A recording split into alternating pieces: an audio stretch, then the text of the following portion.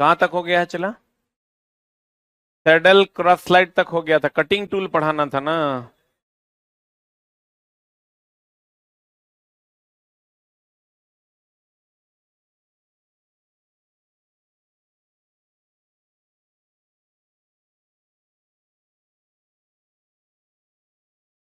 देखो चला, एक वीडियो है, इसको बढ़िया से देखो, सिंगल पॉइंट कटिंग टूल है ये।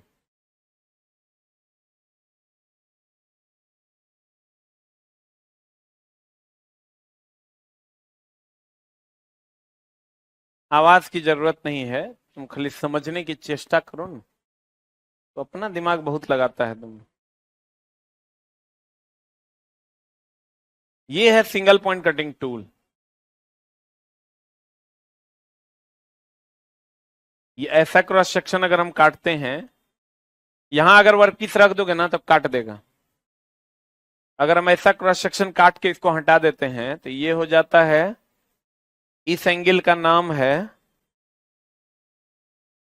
साइड रेक एंगल, और इस एंगल का नाम है साइड क्लियरेंस एंगल। अगर हम ऐसे काटते हैं, बीचों बीच, यही कटिंग टूल है चला। तो ये एंगल नोज एंगल है, ये साइड कटिंग एज एंगल है, और ये angle and cutting edge angle. ये एंगल जो है ये साइड कटिंग एज एंगल है, और ये एंड कटिंग एज एंगल। अब फिर अगर इसे काटते हैं तो ये एंगल को देखो कैसे कैसे दर्शाया है।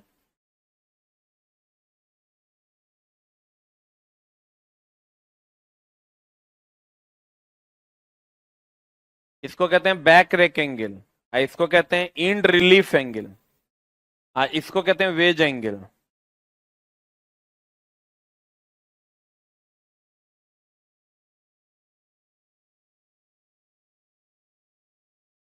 ये सब कौन है? ये सिंगल पॉइंट कटिंग टूल है चला। क्या है ये? सिंगल पॉइंट कटिंग टूल है। यहां पर इस पोजीशन में अगर आप कोई भी वर्कपीस को रख दोगे तो ये इसको छील देगा या काट देगा। जब वो वर्कपीस ऐसे ऐसे घूमेगा ना तो ओकरा वो छील या काट दे। बोलन रे,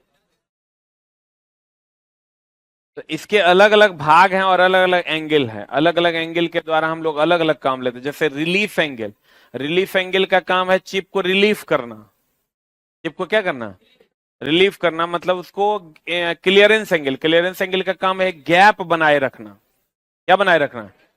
रिलीफ करना, छोड़ देना, जितना भी चिप आए उसको छोड़ते जाना। रैक एंगल का काम है चिप को बाहर फेंकना। क्लियरेंस एंगल का काम है वो गैप बनाना। क्या बनाना? गैप नहीं बनेगा तो रगड़ा जाएगा। ठीक है, तो यही सब एंगल है। कुछ कुछ जो ई देखो तो इस एकदम ऐसा शेप में तो नहीं है ना, है कहीं पर देखो झुका हुआ है, कहीं पर देखो उठा हुआ है, ये अलग एंगल है, सब अलग अलग एंगल पे कटा हुआ है। उसी एंगल को अगर हम तीन क्रॉस सेक्शन होगा जब ऐसे काटेगा, एक क्रॉस सेक्शन होगा जब ऐसे काटेगा। तीन क्रॉस सेक्शन है। एक क्रॉस सेक्शन जब कंप्लीट इसको ऐसे काट देगा, इसे एक क्रॉस सेक्शन होगा जब इसको ऐसे काट देगा, एक क्रॉस सेक्शन होगा जब इसको देता है। डिप्लोमा और बीटेक वाले बच्चों को पढ़ना होता है, खास करके बीटेक वाले बच्चों को पढ़ना होता है। लेकिन फिर भी चूंकि अब सब किताब में है, हम अपन किताब में हटा देंगे ना तो कहेगा हो इसके जाए किताब के लेवल नहीं है। जब भी हम इसको काटने का सोचते हैं किताब से हटा देंगे, तब यही याद आता है कि बच्चा ये कहेगा ना कि हो इसके जाए किताब के जो है ना लेवल नहीं। हम क्या किए भैया, 5 गो ऐसा बात दे दिए हैं जगह लेवल बहुत हाई फाई है। बच्चा देखेगा कहेगा साला लेवल में है। ओकरा क्वेश्चन नहीं बनाना है, ओकरा मास्टरे को चेक करना है। हाँ मुंह सलाह दे के छोड़ दिए, जाओ भाई काहेल थोड़ा सा मुंह लगाएंगे हम। तू सीधे कहेगा देखो एक और कंटेंट देखो, एक और कंटेंट, तो तू ई मिलाने चल देता है कहे कि तोरा मास्टर पे भरोसा नहीं है। तो भैया हमार बाप के की जा रहा है, हम तो हमरा तो एकरा से 4 स्टेप आगे का क्वालिफिकेशन, हम एकरा 5 बार पढ़े, हम तो तोरा पढ़ाइए देंगे। लेकिन आपके यूज का जितना है उतना हम हाईलाइट करवा देंगे, आप उतना पढ़ लीजिएगा तो आपका काम हो जाएगा। एक आध दो लाइन ऐसा है जो फ्रिक्वेंटली पूछिए देता है, एक बार देख लेंगे हम।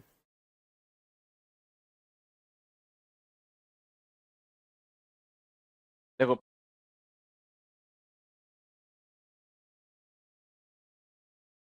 काट दिया, काटने के बाद जो क्रॉस सेक्शन बनेगा वो इससे बनेगा, बना। अब इसका दो एंगल होगा,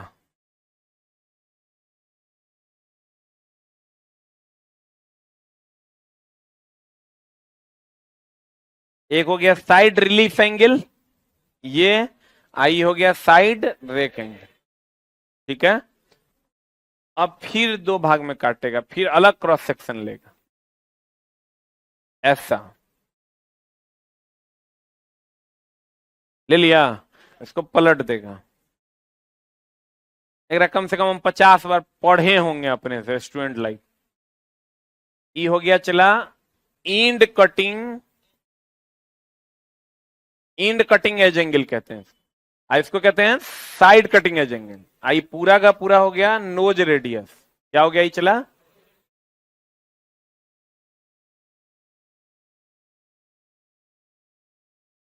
नोज एंगल भी इसको कहते हैं।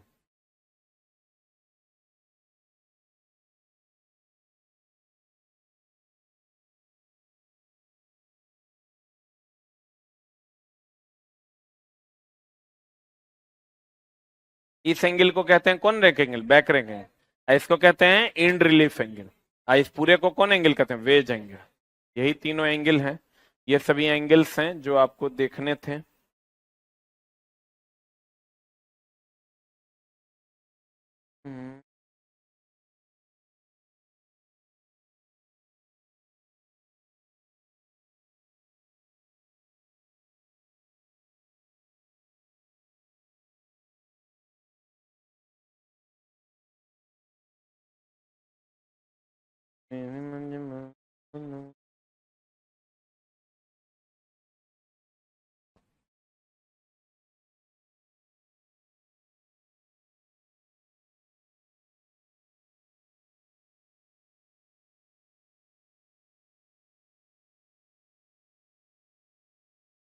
अब इसमें चलते हैं।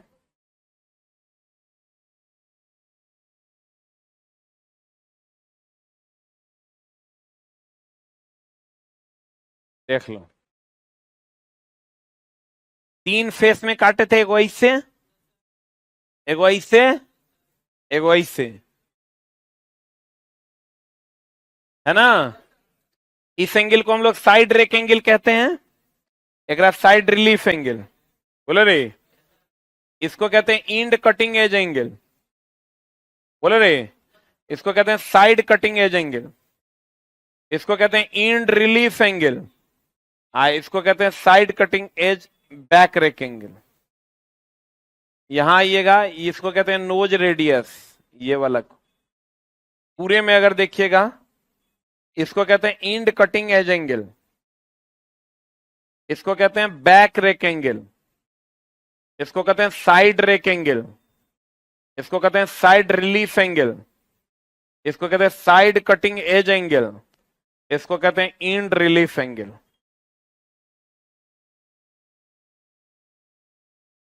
पूरे इंजीनियरिंग में सबसे ज्यादा हार्ड एगो ई था, एगो था गियर का ज्योमेट्री, अब बाकी जो हार्डनेस था वो था थर्मल पेपर में, हीट पेपर में। तब तुम समझ लो कितना हार्ड। तब इतना बड़ा चिट्ठा बना के लेके जाता था, माइक्रो ले जाके छाप देता था। आप तुम सोच रहा होगा आप क्या कर रहे थे, हमको चला 100 बार का प्रैक्टिस किया हुआ था। गरीब आदमी से चला चिट पुर्जा पकड़ा जाता, यूनिवर्सिटी से एक्सपेल्ड हो जाता। सब जगह सीसीटीवी कैमरा लगा हुआ था।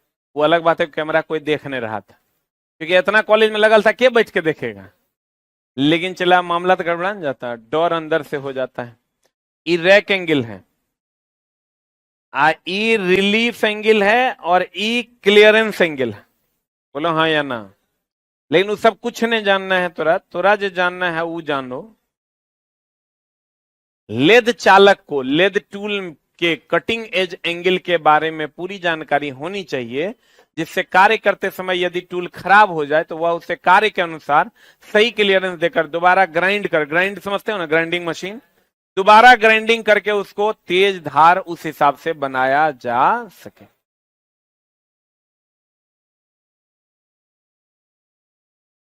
देख लो, चला, ये कटिंग टूल है और ये क्या है, वर्क पीस। ये क्या है, ये क्या है, कटिंग टूल। कहता है सिरामिक्स के लेद टूल 1200 डिग्री सी तक क्या है, सुरक्षित कार्य करते हैं, और हाई स्पीड स्टील के लेद टूल कितना डिग्री सी पर, 600 में। अगर सिरामिक्स का बना हुआ है ये लेद टूल तो 1200 डिग्री सी तक एकदम सुरक्षित रहेगा, 1200 के बाद टूट जाएगा। और अगर हाई स्पीड स्टील का बना हुआ है तो कितना डिग्री सी तक, 600 डिग्री सी तक जाकर क्या हो जाएगा, टूट जाएगा। कितना डिग्री सी तक, सिरामिक्स मटेरियल है। चलो, जैसे तुम्हारा हाई स्पीड स्टील एक मटेरियल है, वैसे सिरामिक्स क्या है, एक मटेरियल।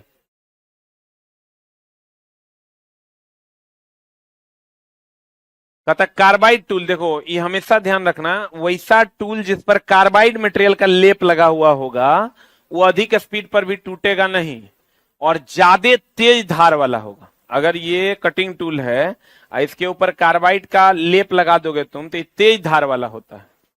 कहते हैं carbide tool high speed tool की अपेक्षा कितना गुना अधिक गति से प्रयोग करें। कार्बाइड ज्यादा हार्ड है कि कम हार्ड है, कार्बाइड मटेरियल जो होता है वो स्टील से ज्यादा हार्ड है। एक लाइन लिख लो, कार्बाइड मटेरियल स्टील से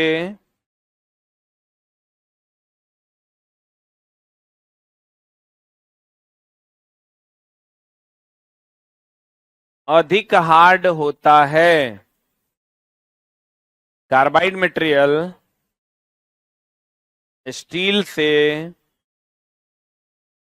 अधिक हार्ड होता है। कौन मटेरियल अधिक हार्ड होता है, चला, कार्बाइड। लेद टूल के कटिंग एज पर मुख्यतः निम्नलिखित एंगल होते हैं, जिसमें पहला एंगल कौन सा है, कौन एंगल है, कटिंग एंगल। कहता है टूल के किनारे को का यह मुख्य एंगल होता है। कटिंग एंगल ना मुख्य होगा, ये काटेगा, क्या करेगा, काटेगा। इसमें कटिंग एंगल कहीं दिख रहा है, ये पूरा का पूरा कटिंग एंगल है, ये पूरा का पूरा क्या है, कटिंग एंगल। कहता है यदि टॉप रेक एंगल और फ्रंट क्लियरेंस कोण का मान 90 डिग्री से घटा दिया जाए तो कोण बचता है, उसे हम लोग क्या कहते हैं, कटिंग एंगल। लेकिन ये कहते हैं यदि टॉप रेक एंगल और फ्रंट क्लियरेंस को एंगल को कितना से घटा दिया है, 90 डिग्री, तो कौन एंगल बचता है, कौन एंगल बचता है, कटिंग एंगल। कटिंग एंगल की सहायता से महा भी आए चिप्स को क्या किया जाता है, हटाया जाता है। हाईलाइट कर लो, यही पूछेगा। कटिंग एंगल की सहायता से, रैक एंगल की सहायता से भी चिप्स को हटाया जाता है।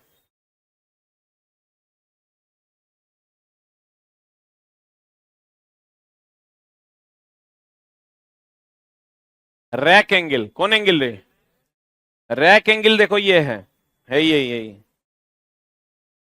ये ना रैक एंगल है। रैक एंगल देखो तो चिप को दूर भगाएगा कि नजदीक लाएगा, दूर भगाएगा। कहता यह एंगल टूल के कटिंग एज को की नोज का ऊपरी भाग होता है। ये कटिंग एंगल का जो ये नोज है, इसका ये ऊपरी भाग होता है। ये टूल की कार्य कुशलता प्राय महाभिव्या, इसी एंगल, मेन एंगल यही है, कौन एंगल, रैक एंगल। टूल की कार्य कुशलता इसी एंगल पर निर्भर करती है और सतह की बनावट में भी सुधार लाता है। यही देखो, चला, ई है rack angle, this one is a rack angle. Positive rack angle, यह एंगल टूल के कटिंग एज की नोज के पीछे की ओर किसमें बनाया जाता है, टेपर में बनाया जाता है। यह नरम धातुओं के लिए अधिक और हार्ड धातुओं के लिए कम। भारतीय स्टैंडर्ड के अनुसार यह एंगल 3 डिग्री से लेकर कितना डिग्री तक, 40 डिग्री। नहीं याद करना है।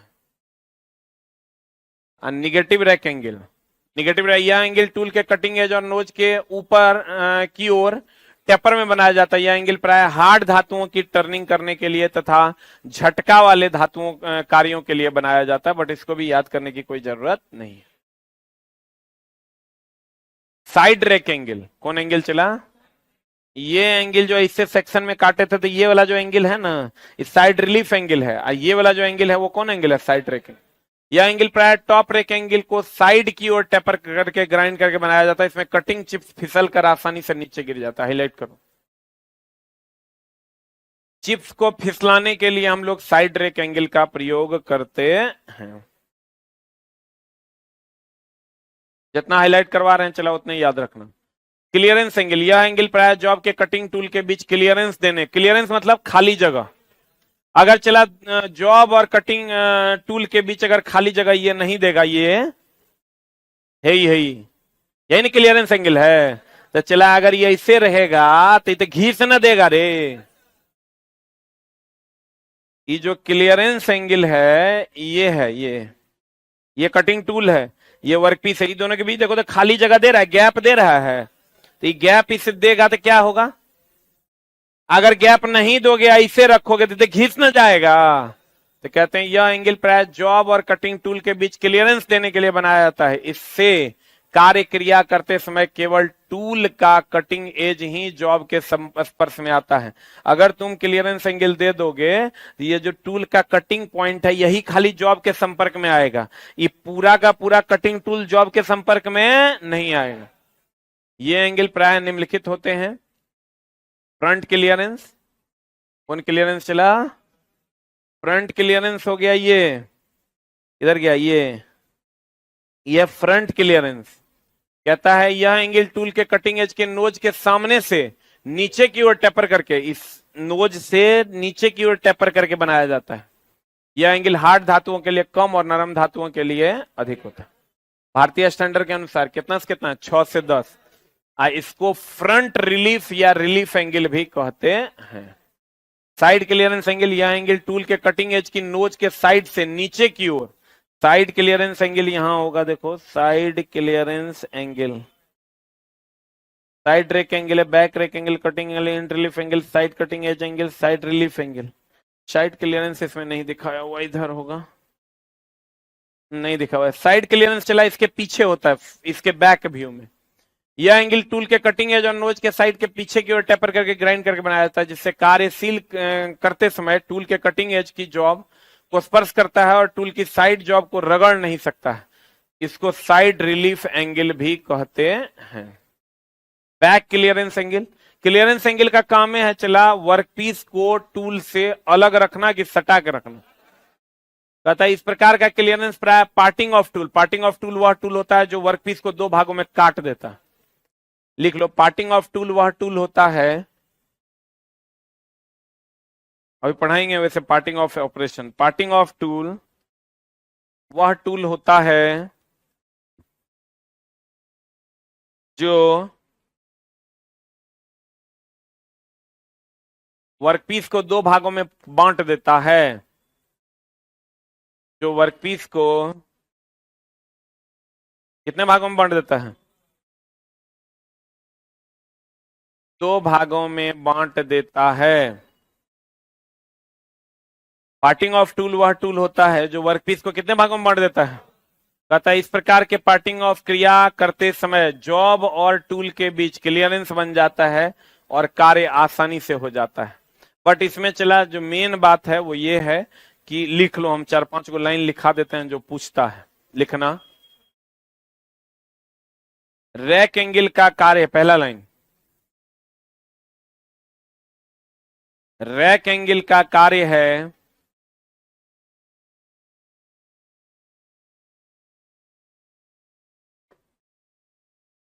चिप्स को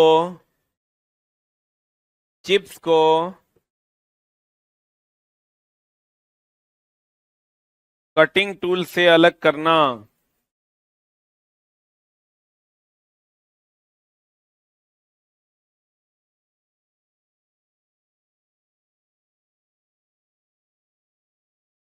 चिप्स को कटिंग टूल से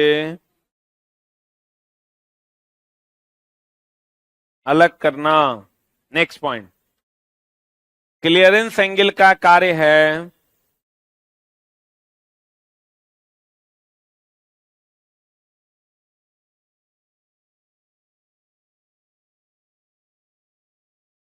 क्लियरेंस एंगल का कार्य है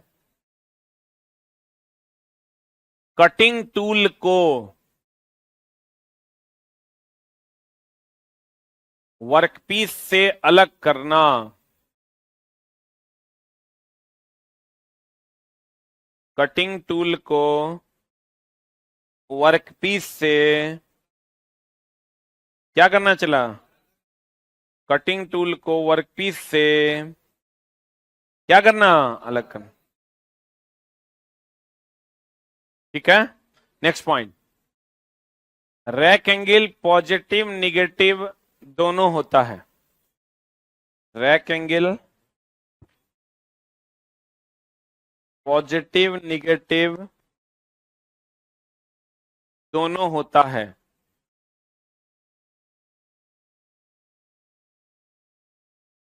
लिखा? Next point. लेद मशीन के टूल में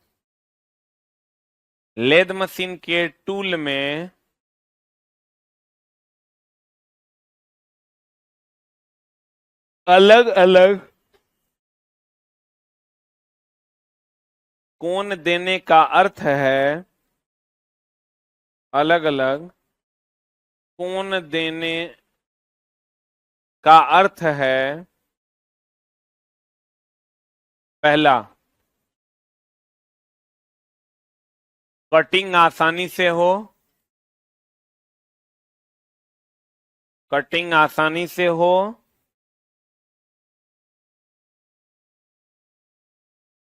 दूसरा, चिप्स आसानी से बाहर निकले।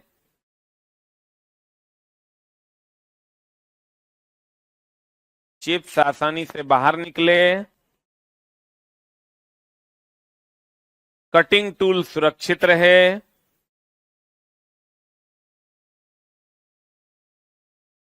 कटिंग टूल क्या रहे? सुरक्षित रहे।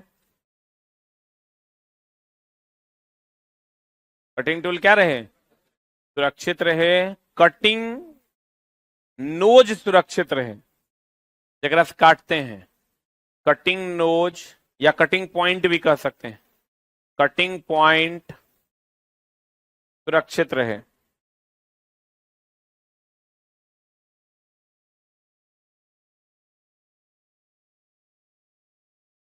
इतने से तो हर सवाल पूछेगा, इससे ज्यादा तुमको पढ़ने की जरूरत नहीं है। अब देखो चला, लेद मशीन का लेग। लेग क्या होता है? चला यही ना लेग है। ये लेग है और ये बेस है। ये क्या है? चला ये क्या है? बेस। ये क्या है? लेग। क्या है ये? लेग बना होता है चला कास्ट आयरन का। कास्ट आयरन का क्यों बना होता है? क्योंकि कास्ट आयरन का बना हुआ होगा तो दबेगा नहीं, क्योंकि कास्ट आयरन का कंप्रेसिबल स्ट्रेंथ जो होता है वो बहुत ज्यादा होता है। लेग किसका बना होता है? Cast iron. किसका? लेग चला कास्ट आयरन का बना होता है। किसका बना होता है? देखो, लेग के ऊपर बेड होता है, इसी के ऊपर ने head stock, tell stock, tool post सब इसी के ऊपर ने रखा होता है। ये क्यों देते हैं? इसलिए कि उचित ऊंचाई मिल सके। अगर ये बेड पर ही लेके रख दोगे तो बहुत नीचे ना हो जाएगा। उचित ऊंचाई प्राप्त करने के लिए हम लोग क्या देते हैं? क्या देते हैं? लेग देते। और लेग किसका बना होता है? कास्ट। लेग लेग कास्ट आयरन का बना होता है। और लेग के ऊपर क्या ये लेग है? चलो, लेग के ऊपर कौन कौन रहता है? Head stock. हेड स्टॉक स्थित रहता है, तथा टेल स्टॉक भी इसी के ऊपर न रहता है। हेड स्टॉक, टेल स्टॉक इसी के ऊपर न रहता है। लेद मशीन के सभी भागों को उचित ऊंचाई देने के लिए लेग का प्रयोग किया जाता है। क्या देने के लिए? उचित ऊंचाई देने के लिए किसका प्रयोग करते हैं? लेग। किसका? लेग का प्रयोग करते हैं। एप्रन। बेड भी कास्ट आयरन का होता है, लेग भी कास्ट आयरन का होता है। दोनों किसका बना होता है? Cast iron. इसके अलावा कोई दूसरा मटेरियल दोगे ना तो दाब देगा। इसके अलावा अगर कोई दूसरा मटेरियल दोगे तो क्या करेगा? दाब देगा। अब है एप्रन। एप्रन क्या है? चला, ये कंप्लीट मैकेनिज्म जो है, ये ये एप्रॉन। ये कहाँ है पता है? नहीं, ये लेग है ना, ये लेग है और ये लेद बेड है। बोलन रे, लेद बेड में 2 रड लगा हुआ है, फीट रड, एगो लीड स्क्रू है। इसी को जो चलाने वाला मामला है ना, ये तो ऊपर वाला ना चला कैरेज है, ये जो चलाने वाला मामला है इसी को हम एप्रॉन कहते हैं। क्या कहते हैं इसको? एप्रॉन के अंदर लीड स्क्रू, फीड रड सब रहता है। बोलवे नहीं करेगा इसका।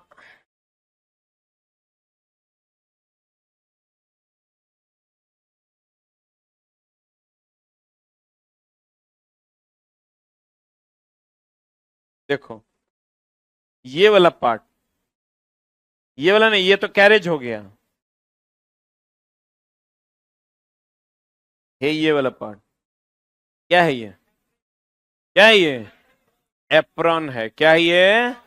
एप्रॉन। ई हेड स्टॉक हो गया, ई टेल स्टॉक हो गया, ई कंप्लीट कैरेज हो गया, ई बेड हो गया, ई क्या हो गया? एप्रॉन। क्या हो गया? ई इसी में चला लीड स्क्रू या फीडर रहता, तब ना इसे से घुमाते हैं तो इसे से जाता आता है।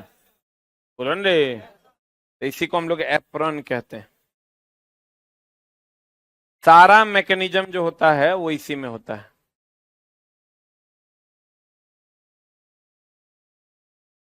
इसके ऊपर में कौन रखा होता है? कैरेज, या इसके साथ भी कह सकते हैं कैरेज होता है। एप्रॉन यह खोखले बॉक्स के समान किसका बना होता है? ढल वाला। इसी पर चलाइए, हैंडल वगैरह होता है, इसे से घुमाओगे तो कटिंग टूल ऐसे ऐसे जाएगा। या खोखले बॉक्स के समान किसका बना होता है? ढलवा लोहा का। कैरेज के दाएं बाएं तथा इस पर लगी क्रॉस स्लाइड को हस्त तथा स्वचालित चाल प्रदान करने के लिए इस पर बहुत से हैंडल व lever, carriage handwheel, feed, adjusting lever, threading lever और थ्रेड चेंजिंग डायल आदि लगे होते हैं, और इसी को हम लोग क्या कहते हैं? एप्रॉन कहते हैं। क्या कहते हैं इसको? अगर तुम कहो मुझे मेरी जान।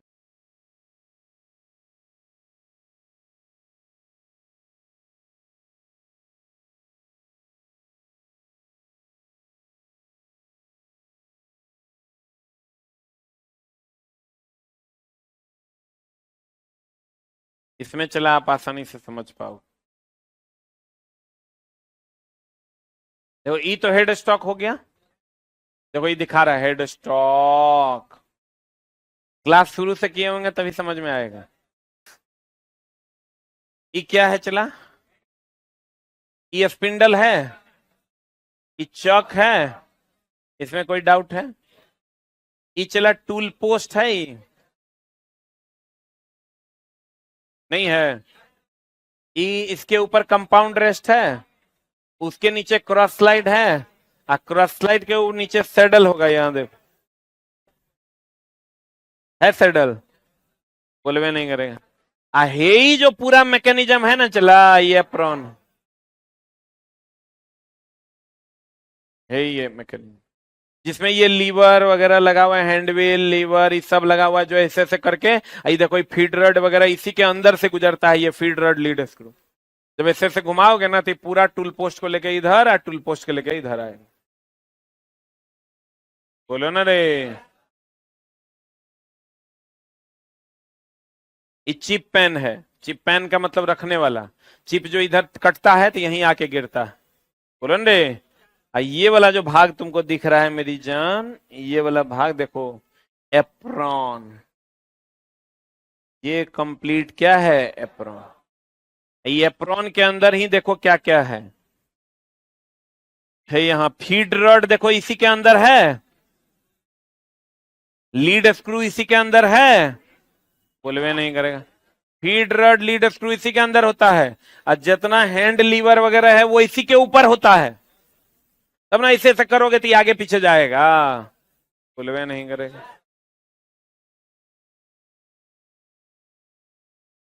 देखो, ये कंप्लीट कैरेज है। ये देखो, ये एप्रॉन है। इसी के ऊपर अंदर में ना देखो फीड रड लीड स्क्रू इसी के अंदर से ना जाता है, बोले में नहीं करेगा। इसको जब ऐसे ऐसे घुमाओगे ना तो ये पूरा मैकेनिज्म ऐसे ऐसे शिफ्ट करेगा। बोलो रे,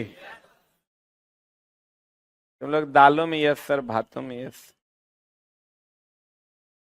देखो ये कंप्लीट तुम्हारा कैरेज है, ये कंप्लीट तुम्हारा एप्रॉन है, ऐसे ऐसे इसको घुमाओगे तो ये ऐसे ऐसे जाएगा। बोलो, दाल भात, भैंस उड़ रहा है। हाँ।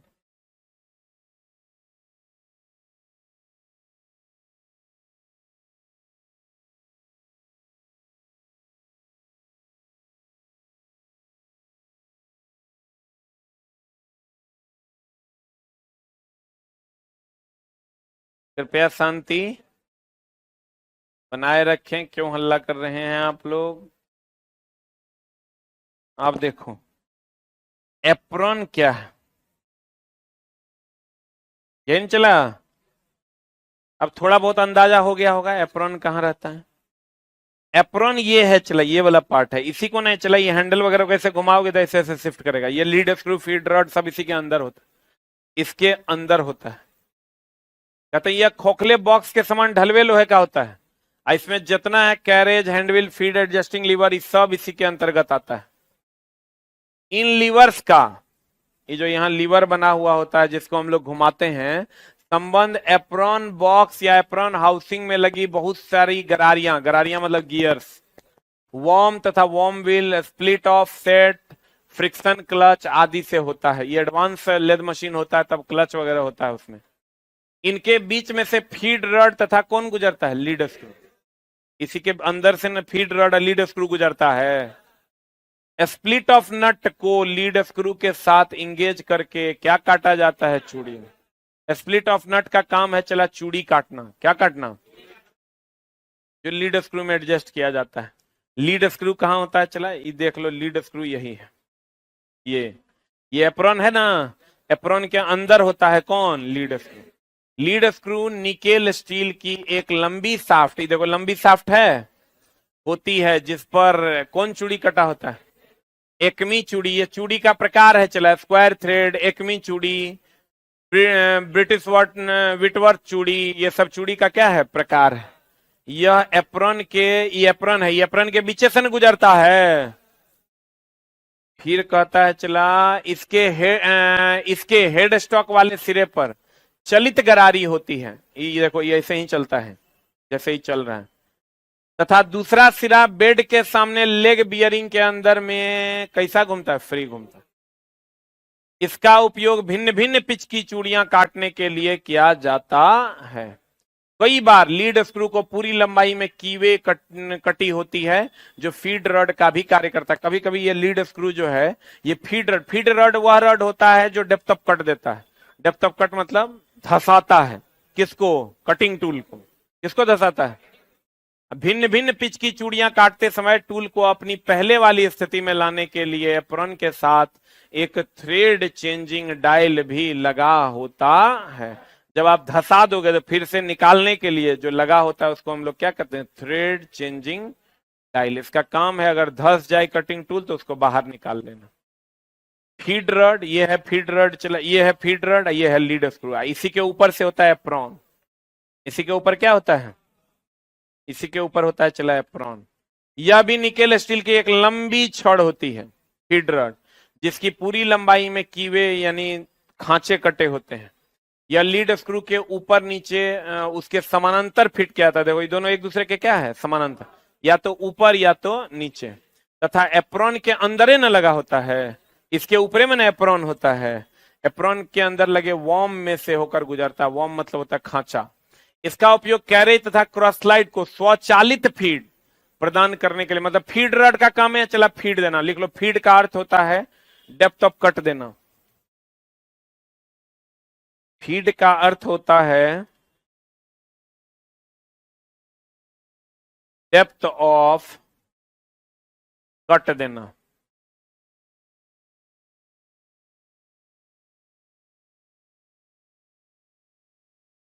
फीड का अर्थ होता है डेप्थ ऑफ कट देना। नेक्स्ट पॉइंट, कुछ पॉइंट्स चला लिख लो जो पूछेगा तुमको लिखना। एप्रॉन, एप्रॉन का कार्य है, एप्रॉन का कार्य है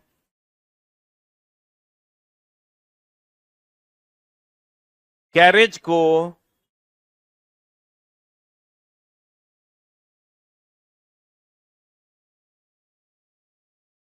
बाएं से दाएं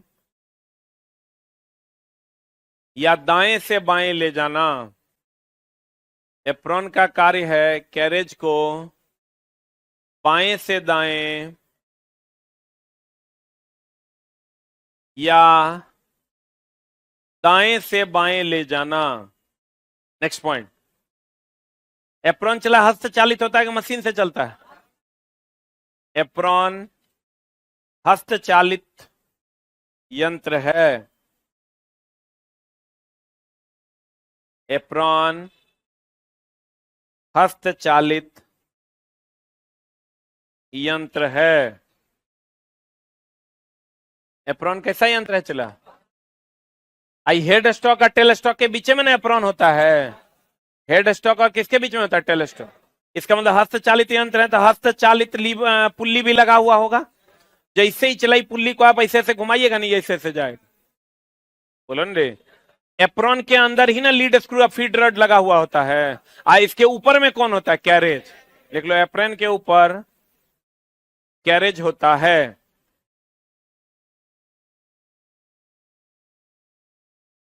एप्रॉन के ऊपर क्या होता है चला? कैरेज होता है। एप्रॉन के ऊपर क्या होता है? कैरेज। अब बताओ, क्लियरेंस एंगल का काम है कटिंग टूल को वर्कपीस से अलग रखना कि जोड़ देना? रैक एंगल का काम है चिप को हटा देना। और अलग अलग एंगल इसलिए दिया जाता है कटिंग आसानी से वो चिप अलग हो जाए और कटिंग टूल घिसे नहीं। उसके बाद अगर हम एप्रॉन की बात करें तो कैरेज के नीचे एप्रॉन होता है। एप्रॉन के अंदर ही लीड स्क्रू और फीड रड होता है। बोले मैं नहीं करें। कैरेज के अंदर लीड स्क्रू, एप्रॉन के अंदर ही लीड स्क्रू और फीड रड होता है। लीड स्क्रू और फीड ऐसे से घुमाओगे तो जो जाएगा उसके लिए एक साफ्ट होना चाहिए, जगह पर इधर से उधर लेके जाते हैं। उसी के अंदर लीड स्क्रू या फीड रड होता है जो निकेल इस्पात का बना होता है। किसका बना होता है?